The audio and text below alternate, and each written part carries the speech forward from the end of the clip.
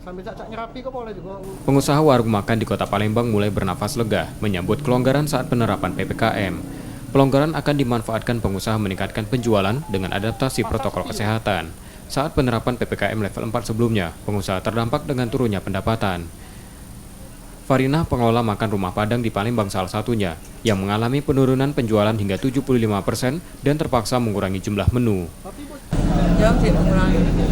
Berapa persen Bu pengurangan itu? Artinya 75%. Ya, pembeli ini nggak ada berkurang. Kurang. Ya biasa. Ya orang makan juga sepi. Ngurangin masakan nggak? Jauh berkurang. Selama penerapan PPKM level 4 di Palembang 2 pekan ke depan, Pemkot Palembang memberikan kelonggaran membuka tempat makan dengan kuota 25% dari kapasitas.